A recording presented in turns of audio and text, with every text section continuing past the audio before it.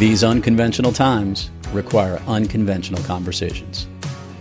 Listen in as your host, Richard Gordon, engages in one-on-one conversations with numerous leaders, elected officials, politicians, and others to learn what's happening in your state, on the Hill, and across America. Now, here's the host of Unconventional Times, Richard Gordon. Hello, and welcome to Unconventional Times. I'm your host, Richard Gordon. We're coming to you today from Savannah, Georgia. We're at the Environmental Council of the States meeting, and we're very lucky to have a number of environmental leaders who are going to be joining us on this program. We're going to start right here. I'm very excited to welcome our guest today, Melanie Loyzim, who's the Commissioner of the Maine Department of Environmental Protection. Melanie has been with the department for a long time, I think about 20 years. She joined in 2006, and before that, she was with the similar organization in Colorado, Department of Health and the Environment. So, Melanie, welcome to the show. It's good to see you. Thanks for having me, Richard. Well, thank you. I enjoy coming to these things. I got a chance to spend some time with you, so it's good to see you again. You as well. Thank you. I just got to ask you, well, a couple things I need to ask you, but public service, if I may. You have pretty much dedicated your life to public service. I mean, with Colorado, with Maine for such a long period of time. I'm just interested why. Why did you choose public service as your calling? Well, I guess I wanted to do something to give back. I felt like I've been really fortunate in my life, and feel like I have a short period of time here on the planet, and I might as well make good use of it. Well, I hope it's a long time on this planet, but relatively, it's a short time. Why the environment? Why? I'm sure there's a lot of things you could have done. Why'd you choose to be involved with the environment as you have?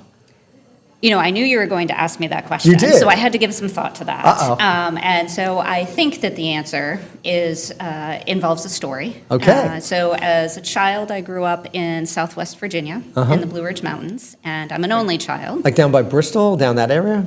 Yes, let's call it the very far southwest corner. Okay. Yes. And so as an only child, I spent most of my time outside by myself in the environment. Right. And I spent a lot of time with the trees and the plants and the bugs and the animals. And then as I got older and I saw different parts of the country and saw how our country looks in developed areas, and my parents would say things to me like, oh, don't eat that, it could be contaminated. Oh, you don't know what, toxic chemicals might have been spread, and I would ask them about things like that. It all just sort of seeped into my young mind, and eventually that's where I ended up being interested. It's not originally what I thought I was going to do for a living. Well, what did you think you were going to do for a living? I once wanted to be an English teacher. Oh, wow. Okay. Yes, in the same vein of giving back. It is. Yes. It is. Yeah, but ultimately decided I was more interested in the environment. I was going to do wildlife ecology first. Okay. And discovered that I wasn't actually very good at real hard science. That was better left to other people. And was remarkably good at understanding statutory language and reading legal opinions. And so in college, I had a professor who suggested that maybe I would be better off on a policy track than on a science track. On the science track. That was a polite way of moving you to where you truly belonged. I got to tell you, when I was I was an environmental lawyer, practiced for a number of years, and then when I was a commissioner, I always found the underground storage tanks and the leaking underground storage tank, UST and LUST, which sounds a lot sexier than it is. Now, I know one of your jobs in Maine was you were a underground storage tank inspector. Yes. What does that mean? What did you do? So we would visit gas stations primarily, a few heating oil distributors, and confirm that they literally did not have any leaking equipment. And so they're required to report if they do. That doesn't always happen. The alarms don't always work. Huh. And so there's an alarm system down there? There are, yes. Okay. There are alarms around the double wall tank. So there's not just one single layer between the oil and the environment. There are two, and there's a monitor in between them. Huh. Same with under your gas pumps. You just see the thing that's above the ground. Right. There's a container underneath to catch things if it leaks from the piping that comes into it, and there are alarms in there. There are sumps, and they have really big and heavy covers that are very difficult to lift, so we would go out in pairs. How long did you do this? Almost 3 years. Wow. Yeah. So when I interviewed for the job thinking I was going to be doing environmental work, one of the most important questions they asked me was whether I had any experience with tools, which I didn't understand at the time why they were asking me that. I did come to learn that after the fact. But fortunately, I had taken an automotive class in high school, and so I was quite familiar with tools. So I got the job. You know, when I was in high school, we had to take industrial arts also. I think that's a dying thing. But, It is, unfortunately. Last question on that. You know when you go past a gas station and it's closed for a while and they have is that because the tanks are leaking? No, probably not. Probably not? Yeah. How often does that happen? It's far less common than it used to be. Okay. So Because the technology of the tanks is better? Yes, yeah. Okay. The double wall fiberglass is so much better. It used to be old steel tanks, and so Like they would the corrode. oil tank you'd have in your house? Yeah, yeah, Okay. yeah. But I have- everybody should be careful about the oil tank in their house. Oh. Now, those in the state of Maine, we have about 300 leaks a year from those, so Oh. almost one a day.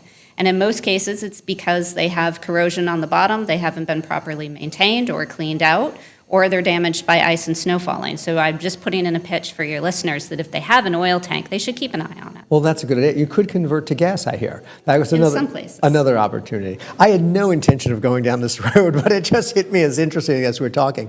Does climate change exist? Yes. It does. Okay, because some people, I read in the papers and whatnot that some people think it doesn't. So could you talk about that for a little bit? Because I have actually spent some time looking at what's going on in Maine. And for example, the sea level has risen 8 inches, okay? People don't realize how huge that is. But talk to me about what is going on, actually, and what does it mean when the water rises like that? I'll say first that the climate has probably always changed for the entire existence of the planet. I bet. Right? And so I believe that the debate is whether or not it's anthropogenically caused climate change. Got it. Meaning whether we did it to ourselves. Yes. Just thought I'd clear that out for those of us who might not follow that word. Which I would say I think that we most certainly have contributed to it. Right.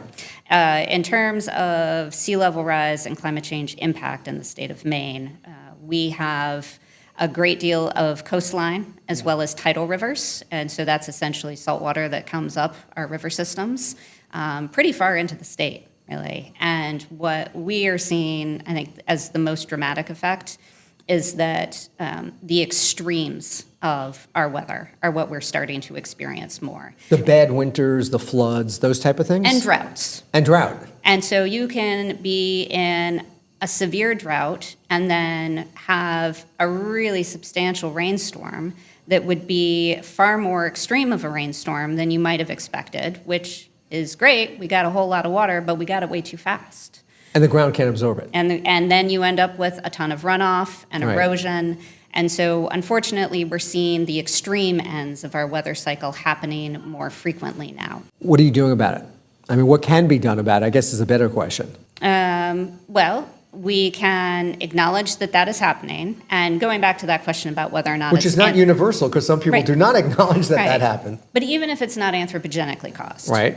There's that word again. Yes. I think we can certainly agree in Maine that we're seeing devastation as a result of storm events. Right. And so we can be smart about that. We don't have to argue and make this into a political thing about whether or not climate change is happening. We can say, gosh, that was really unfortunate that a lot of property was destroyed by a really significant storm event, and we wouldn't want to see that happen again. And it would be rational for us to predict that something like that could happen again. So when we rebuild, let's rebuild in a way that's smarter and is going to stand up for, against events like that happen in the future. And that's something that everybody can get behind, because when we see things like our wharves and our fishing piers be washed away, that's part of our state's economy. Right. That has a terrible effect on people. We saw tremendous property damage up our tidal rivers in the winter of 2023. Nobody wants to see that happen again.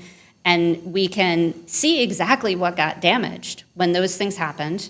The water bodies haven't moved. The rivers are still in the same place. So if they rise like that and we have flooding like that again, let's build in a way that thing that we build won't suffer the same impacts as what was there before. So you were talking a little bit about some of the industries that are damaged by that. It's interesting, we're at this conference at ECOS, the Environmental Council, and the subject of the meeting is economic development and the environment. I want to ask you a bunch of questions about that. So first, talk a little bit more about the economy. I mean, those of us who are not from Maine, we think of two things: timber, lobsters. Okay? What's the effect? One of the effects I think we would like to look for is maybe some diversification, so Of that it's industries? not all just timber and lumber, or timber and lobster. But obviously, I mean, our lobster fishery is run off of our coastline. Right. And so when those piers and wharves and docks are all washed away, then you have nothing to bring your boats up to, no place to store your traps, to have your bait. They can't go to work until those structures are rebuilt. So we see immediate and enormous effects on the coastal waterfront. The timber industry, we're seeing declines, I think, for other reasons. We're also seeing some effects from invasive species, like some of the insects that we're seeing migrate into the state. But in some ways, on the timber side of things, some of that is, just a change in a shift from a paper-based economy to Sure. an electronically based economy. Of course, right. Which has nothing to do with climate, obviously. Right. Yeah. But then there are opportunities associated with that. So we have paper mills that have shut down in the state of Maine that have existing electrical infrastructure, electrical generation capacity, large amounts of water that used to be sourced to those mills, wastewater treatment plants. They offer an excellent opportunity for data centers. Today, here at ECOS, we were talking a lot about siting of data centers, environmental concerns related to data centers, and some of these kind of brownfield sites where maybe the industry that they used to serve isn't the only thing that they could be focused on and be successful anymore, but maybe we can fit things like data centers in there and reuse existing infrastructure. Interesting. Well, the two big things about data centers, which I think you have talked about in a different way, is you have the water, and Maine is pretty cold, so the coolant part of it might work out. I think the big thing they talked about also today is behind the meter, whether, I don't know if Maine has that legislation or not, that allows data centers to do their own power. Do you know offhand if they do? Or I don't know offhand. I don't think we have anything specific to data centers at this point, but we certainly, we have paper mills that were generating their own power for quite a long time. So then I'm sure you do. Yeah. I'm sure you do. So talk to us a little bit about the balance between economic development and the environment, because I am sure in your job that every time a company wants to move into Maine, how do I get an air permit? How do I get a water permit? And how do you balance this off? Because it is a major concern, especially as our population continues to grow and develop. We heard from Governor McMaster from South Carolina today about a farm turned into, a million homes. How do you, in your job, balance these absolutely competing interests, and how do they sit side by side? Well, I know you've heard everybody say that they're not competing, so I won't correct you about that. Well, you could tell us. I'd be interested to hear your take on it. I would say that it comes down to regulatory certainty, that there are investors who look to bring their business to the state of Maine for a variety of reasons, often having to do with the resources that they would have access to, whether or not it's, our forests, our clean water. We've had aquaculture facilities, we've had oriented strand board facilities be contemplated. We have facilities now that are looking into waste management, which we want to encourage to come into the state. And what I hear over and over again from companies that are looking to invest in Maine is not that they're not looking for the standards to be lax. They don't want us to go easy on them. In many cases, they are associated with companies that have a national and international presence, and so they have a sustainability ethic associated with the company. So they want to come to a state where they can say to their investors that what they're doing is a good thing for the environment, they're not having harm, but they want to know what they have to do, and they don't want what they have to do to change. So when they are planning to make a massive investment, that takes an enormous amount of time, right? So you come up with an idea, you pick a potential site, or you start scouting sites, you start soliciting investors. You're already investing money in all of those activities. And so now you start to have some sunk costs. Then you hire, let's say, a local consultant to look into the environmental regulations. And that person starts to advise you about your potential site selections and which ones might be a good fit based on those environmental standards that they're looking at. The worst thing that can happen for an investor is they get through all of that, they do site selection, and they get into the permitting process, and then we move the goalposts on them.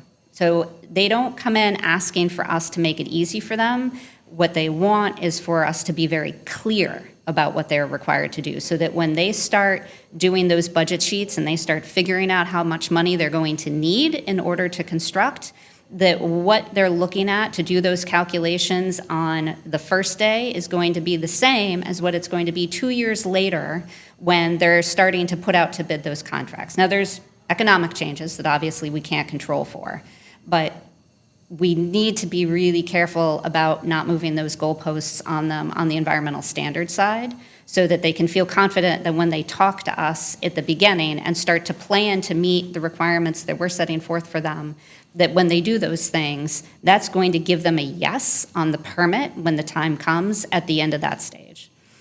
I am absolutely fascinated by that, because I talk to a lot of people who tell me the opposite in states they work in, that it's a constantly changing field. And you think that to get an air permit, if you do these 5 things, you'll get it, only to find out that, well, there's actually 7, 8, and 9, and we have to do those too. How are you able to do that? And do you give people that roadmap? I mean, do you say, look, if you do these things, I will give you an air permit. If you do these things, I'll give you a water permit. Do you actually lay it out for people, or how does that work out? Well, Richard, we try. We do our best. Yes, I would not want to mislead anyone into thinking that we had perfected that approach. There are 400 people at the Maine DEP, right. and many of them turn over on a regular basis. Sure. So that's a mantra that requires repeating. And obviously, there are statutory changes that happen that of course. Undermine our best But intentions. how do you talk about statutory, how do you keep the legislature from 2 years from now suddenly saying, well, I'll give you a perfect one. A lot of states have carbon reduction laws, right? New York State's a great example. I don't know if you noticed this, but the governor, within the last couple of weeks, has announced, look, we're not going to get there. They're great standards, but we need to change the law. Now, business may argue that's a great thing for them, but it also goes in reverse. And some states have said, yes, we do have carbon reduction laws, but we need them to be tighter. So not 2045, but 2038. How do you deal with that? And is that happening in Maine? Well, in terms of dealing with the legislature, we try to encourage them to, if they're going to change the requirements, to give a ramp-up time and to try to be... And grandfathering? To some extent, yes. I mean, sometimes you can't grandfather and achieve the objectives that they want to achieve. Right? And I certainly can't control what the legislature's objectives are. Right. They have constituents that they answer to and things they want to accomplish. But if we communicate to them the effect of what they're proposing to do, I mean, we all live and work in the same state. We all want our state to be successful. We want to have a strong economy.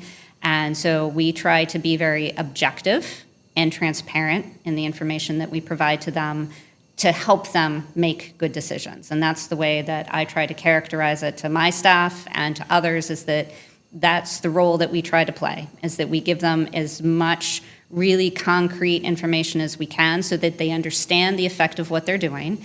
Now, the other side of that is that we're also very transparent and public in giving them that information. And so then the reality is that if they choose to do something that has a negative effect, then their constituency should also know that that was their choice and not something that the department was encouraging necessarily. But usually, I mean, again, everybody's interested in having a strong economy and balancing that with environmental protection. And the way to do that is if the regulated community knows that that's something they have to plan for. And so you don't adopt something that's going to have a significant burden on somebody a month from now.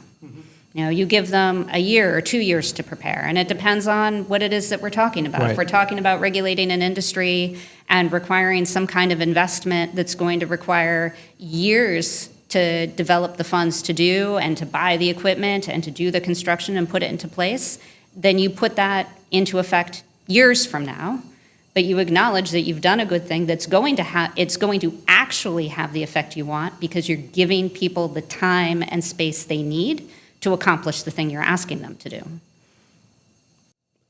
Those of us who go into the environment as a life, as a career, tend to be pro-environment.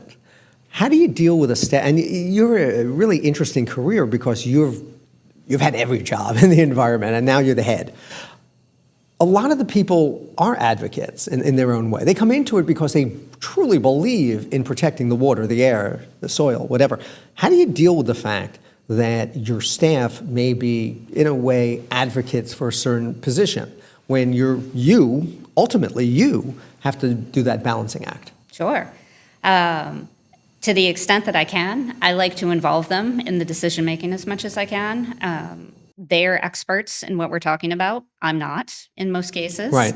So if as much as possible, I want to do something that they support as well, that they believe in as having the right outcome. And sometimes it requires a lot of conversations. Sometimes it requires talking about the practical effects of what it is that maybe they thought was the right way to approach something. And then after looking at it from both sides, we can, find a pragmatic approach to it that, again, has some lead time, but gets us to where we want to get to. Because you have a different constituency in a way. You have two constituencies, right? You have the people who you ultimately serve, but you have the governor and you have her administration that you also serve. So, I mean, you're faced with the political realities where they are in some way insulated from it. They have to issue an air permit. You have to balance off the governor's desire to create more jobs. So there's always a tension. Let me shift for a minute. I'm really interested in priorities. I'm really interested in, and I know this is an interest of yours, administrations come and go. Sometimes people in the agency don't come and go, but the administration comes and goes. We have seen a ping pong ball, I don't know another way to put it, of priorities, not necessarily on the state level, but clearly on the federal level between administrations. I don't remember if it was 2 years ago, 4 years ago, whatever it was, the Biden administration passed sweeping environmental rules that on day one of the Trump administration were wiped out. You talked about uncertainty before. How does that affect you? How does that affect your agency? And how do you set priorities that have a legacy? I try to advise everyone that I work with in state government to take it from a long view. That, as you said, I've described it as a swinging pendulum, but ping pong ball is also a good analogy. Okay. And I almost use the machine, you hit the thing, the ball bounces up. Oh, yes. Pinball machine. Yes. Yeah. Yes. So it's a reality that we know, right? We know it's going to happen. Sure. We can predict it. The change is going to happen. Yes. Okay. Change is always going to happen. Well, you don't know who the next governor is going to be. For Right. example, you have a Right. gubernatorial election this year. Janet Mills is not running. Right. There will be a change. Right. And you can generally guess what the range of changes, right? So let's say you can guess between two extremes, but that's still a definable range. And so then our job in state government is to try to make choices that are going to fit within that range, preferably sort of comfortably in the middle of that range. And so that regardless of what change happens, hopefully the thing that we have done, the choice that we have made, is not going to be so unpalatable to the next administration and to the regulated community and to the citizens that it will withstand the test of time. And maybe requires little bits of tweaking, but the drastic policy changes, adopting rules and unadopting rules, costs the regulated community money. So it sounds to me, listening to you, it sounds to me like the best course of action is a moderate course of action, not too far one side or the other, because that way, whether it's a Democratic administration or Republican administration, they both could accept it. Right. The Mills administration has, I don't know, 7 months left, whatever the number is. How do you prepare your team for the end of the year? How do you prepare them? Like, what are you trying to get done between now and the end of the year? And how does that set up for whomever is the next governor? Well, there are the interesting parts and the super uninteresting administrative parts of that. The interesting Both of which actually are somewhat interesting in different ways. So there are some of the sort of policy objectives that we would like to try to wrap up. There are things that in government, everything takes forever. Of course. Right? And our opportunity to get those things done is coming to a close. And so in some cases, it's about getting things done where it's not what we're choosing to do as a policy matter is drastic, but requires some education of decision makers in order to understand what we're doing and to be able to productively participate in that. So while we have people who in the legislature understand what we're doing, a governor who understands what we're doing, regulated community that understands, citizens that understand, when we have everybody sort of together, we've all been together for long enough now. Now is the time to get those things done so that you're not, it's not Groundhog Day and you start over from scratch with people who you have to sort of re-explain everything to them. They might agree with what you're doing in the end, but you would have to educate them about it first. It almost sounds like it's reinventing the wheel every couple of years. Right, so the best thing to do is not do that, right? You want to talk about government inefficiency? Right. That's one of the worst parts of it. So the uninteresting part is all the silly little things that we in state government lose so much time around, like vehicle policies. And whether or not you can take a vehicle home over the weekend if you're going out to do a site visit on Monday, right. or who has to sign off on travel requests, and what spending limits do people have and why should they have them? So part of it is sort of documenting those administrative decisions so that when somebody else comes in, they can change it if they want, but at least they have a document to refer to that are easy to edit, rather than this is the way we've always done it kind of story. Give us one thing that you want to finish before you leave, before the administration leaves. We are working, try to think of the easiest way to explain this. In Maine, one of the things that we are really struggling with is licensing for land use for development projects. Okay. And we are particularly trying to make it easier for housing development because we're short on housing, which I think is the case in many parts across of the country. Right. Affordable housing, I should say. Yes. I mean, I'm sure there are plenty of, well, actually, there might not be. There's houses. not. Yeah. Yes, we're short on all kinds of housing in Maine. That's true. And in Maine, at the department, we do regulate land use and development, and we have a fairly rigorous and detailed land use law. And one of the things that we want to get done is passing a permit by rule program for that, so that it's easier for people to get a permit to develop housing in the way that will be minimize the adverse environmental impact. So rather than having to go through a very lengthy permitting process, and this is the case for permit by rule in general. So you're streamlining it. Yeah, that the idea is that if you do it in a way that meets these standards, then we're confident that there's no adverse impact from that, and then it's essentially a rubber stamp. You do it this way, you get your permit, you're done, out the door. These things really come together because one of the biggest difficulties for business is you never know when you're going to get your permit. Am I getting it in 2 months, 6 months, a year? How long is that going to take? And you talk about return on investment, you talk about surety, you talk about all those things. Permitting is one of the biggest hurdles for business and is so incredibly expensive. And so making anything that makes it quicker, faster, easier. I'm going to get back to that in a second in a different way, but I want to talk to you about some budgetary things because I find it interesting and ties into what we talked about just a couple minutes ago. The federal administration, I'm trying to come up with a nice word, walloped the EPA budget. I mean, they cut it by 55%. It was like from $9.5 billion to $4 billion. I mean, they just whacked it. Thousands of employees were fired, grants were cut. How do you run an agency where so much of your budget is from the federal government as opposed to from the state? People don't understand that. People just think that the state government does it, but actually the environment, a lot of it comes from Washington. Melanie, how do you run your agency today? And again, we keep coming back to the same concept of surety and understanding what's going to happen. How do you run an agency? How do you know who to hire? How do you know what programs you could do if you don't know what dollars are coming out of Washington for you? How do you handle that? Sure. Well, I'd say for future reference, for anybody who's planning a state government environmental agency's budget, that my advice would be that you don't put all your eggs in one basket. Okay. So you should never become overly dependent on any funding source, for one. So we rely on federal funding, we have state funding, and then we have funding from fees. So licensing fees, pollution fees, et cetera.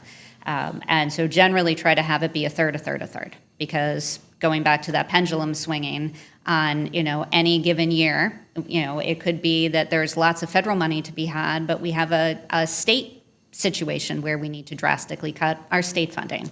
And so the same situation that happened to us and to EPA at the federal level can just as easily happen at the state level any given time.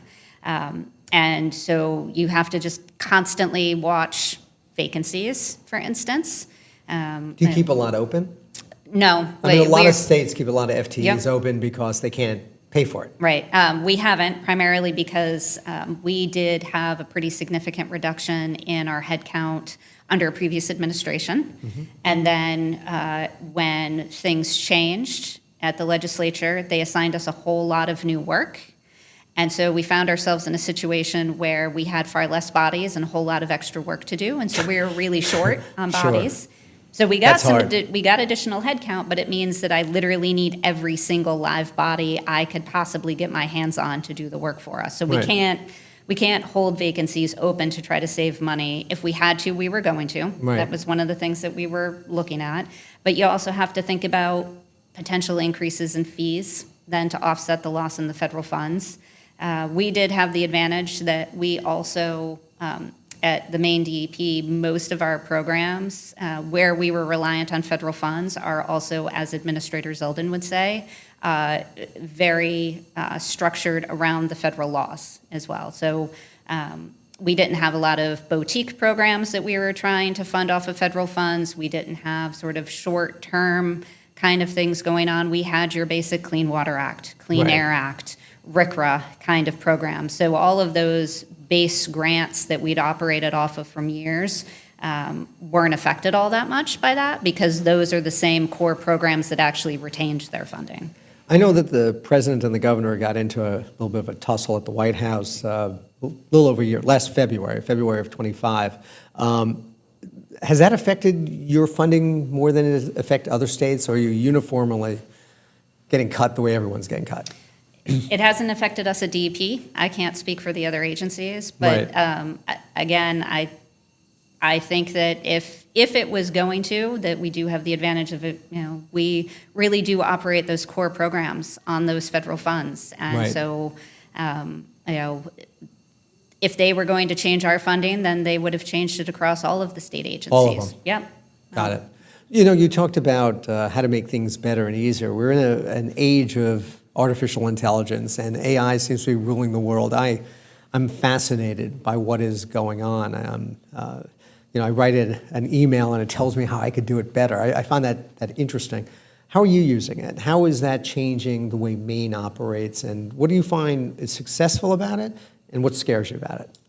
Honestly, Richard, I would say I personally, as well as potentially the state, are behind the times on Okay. AI. It is one of those things that makes me realize that I'm older than I think that I am. You know, just at this meeting this morning, I was listening to a gentleman from one of the water organizations talk about how he's using AI to create his meeting agendas and to draft his notes for him, and that it pulls from all of the files that he has. And I thought, yep, if I wasn't just some old grumpy codger, I probably would have figured out how to do that by now too. Well, you're hardly some old grumpy But it feels codger, like I am when I have those technology conversations. changes so quickly. I mean, the guy sat next to me on the plane yesterday told me 6 months from now, you're not even going to recognize ChatGPT, let's say. It's going to be completely different than it is now. All of them are going to be completely different than it is now. I just recently got an email from a colleague who wanted to schedule a lunch appointment. And the suggestion from AI for my response was, thank you very much for the invitation. Love to see you. Let's schedule something. But I looked at my calendar, and I'm traveling a lot in April, and I don't have time. Could we do it in May? Well, I had to look at my calendar, and it was right. I am traveling a lot in April, and I don't have the time. I thought that was fascinating. So let's go back to something. Let's go back to something we talked about before that you referenced, permitting, and how to make permitting faster. There have been all these discussions today about that. And as we talked about, permitting holds business up. How could you use AI better for permitting, let's say? Yes, well, we are certainly hoping that we're going to. There is actually many initiatives in the governor's current supplemental budget that include investments in AI and training in AI. And so one of the things that we've been looking at is we have a new online licensing system that we're working to integrate our licensing programs into. And that will include, it has all the templates for our licensing decision, so it can sort of generate a templated one, plug in all the information. And so what we're hoping to do over time is to integrate AI into that system. And so ultimately, if all goes well, it would do a lot of the analysis that right now our staff do. Right. And then would give them sort of suggested outcomes from that. But, Great. this application lacks this thing, or this application needs more information on that, or it doesn't meet the standard or that standard, and that our staff would still need to truth check that, but not have to do that same level of in-depth analysis, because they would be able to use the AI tools to do that for them. So, Yeah. I mean, my hope is now that we've, for us, it was a huge modernization, still is, to move into this new online system. Right. And then that gives us the platform from which we can then integrate AI and be able to do things smarter and faster. One of the things I noticed when I was commissioner doing this is that I didn't have enough information, never had enough information. Are you digitizing data, for example? I mean, is that something you're doing? Yes, absolutely. Yep. Because what I found, for example, is if you put in an air permit and I put in an air permit, or he put in an air permit, I didn't know that you're across the street from each other.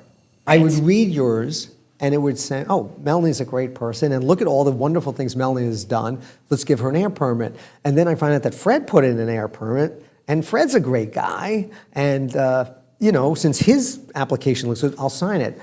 But you're across the street from each other, and the amount that you're both putting out is a problem. By digitizing it, have you found that allows you to make better decisions?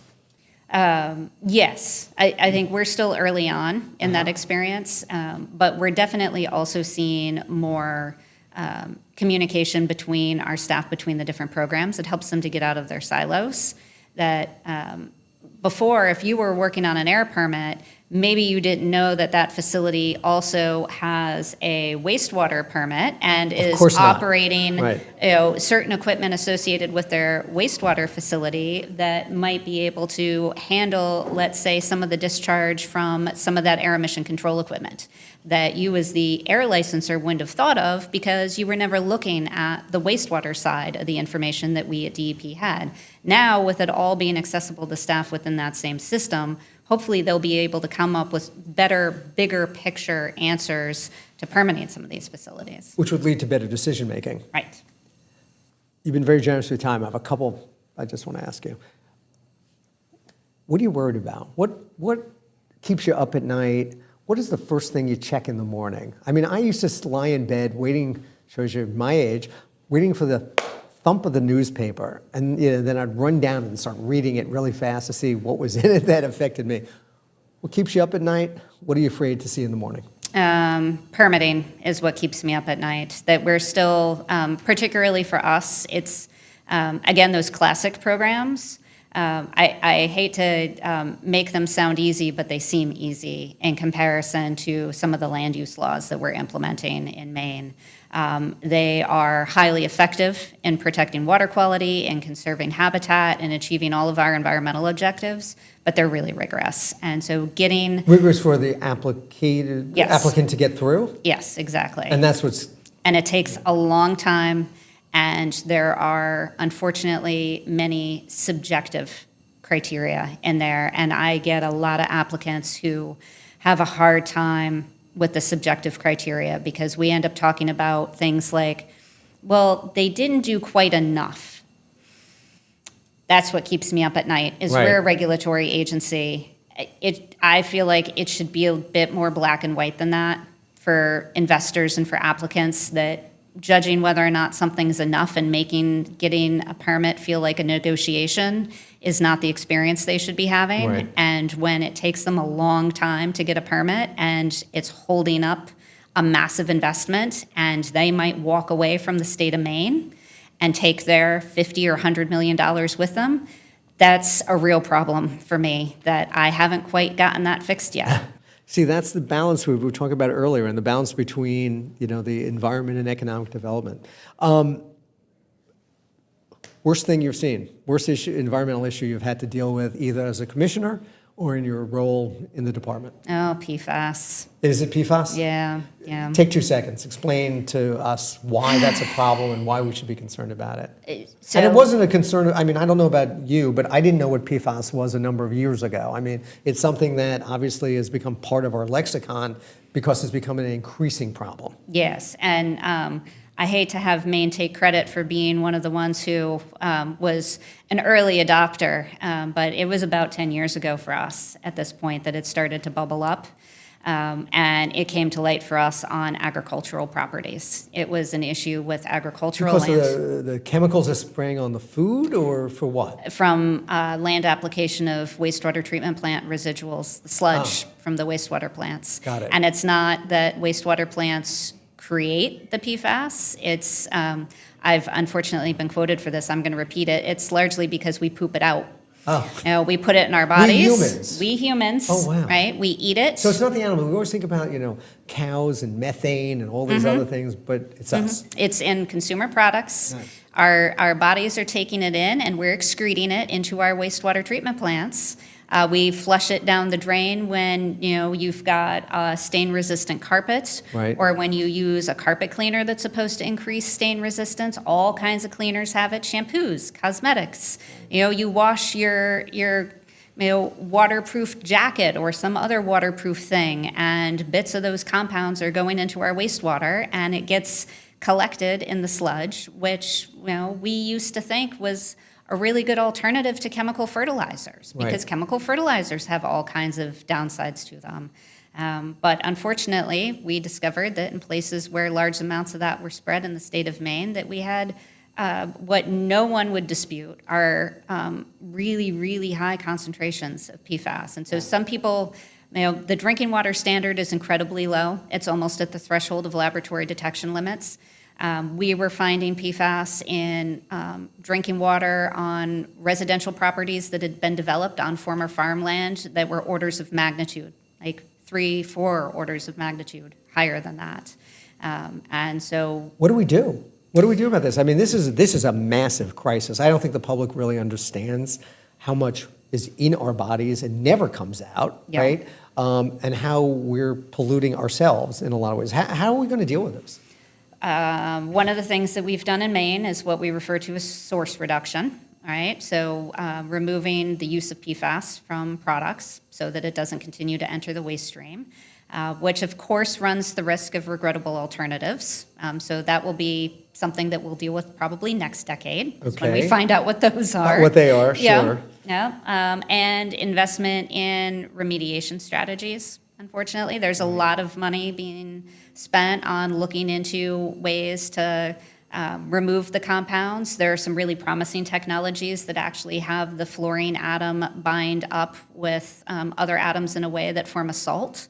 So it doesn't recombine, it doesn't create a PFAS that would have a negative health effect and can potentially have some types of safe industrial uses. I mean, humans are industrious, right? And so once we've identified the problem, we can certainly science our fix way it. out of it. We just, it's going to take us some time to do that. To do it. Well, I hope you're right on that one. Okay, give us last question.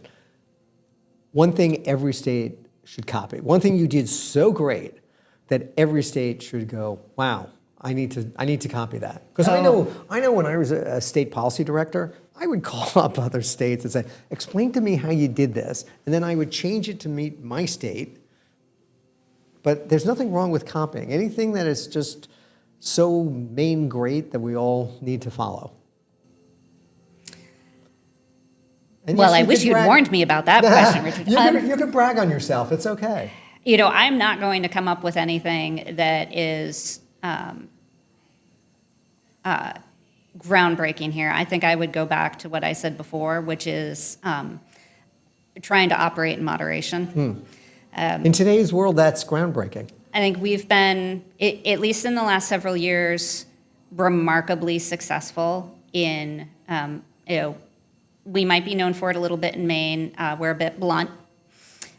We can be very straightforward. And to apply that fairly across the board to everyone, regardless of political party, and that where the department tries to operate in a really objective, transparent, and straightforward way. And then we leave it up to some of the decision makers like the legislature to decide what to do with that. But we get as much good information out there as we can so that they're armed with good information to help them make those decisions. So to be part of trying to support good decision making regardless of who's the one making the decision. Listen, you've been very kind. I appreciate you coming in. I appreciate you spending the time with me today. I loved our conversation. So thank you. I really appreciate it. Thank you for being on Unconventional Times. And Melanie Loyzim, Commissioner of the Maine Department of Environmental Protection. Stay unconventional. Thanks for being on. Thanks, Richard. You've been listening to Unconventional Times with your host, Richard Gordon. Check out all of the episodes of Unconventional Times on Apple, Google, Spotify, or wherever you listen to your podcasts. To learn more about Richard Gordon and all of his unconventional conversations, head on over to unconventionaltimes.com. Thanks for listening.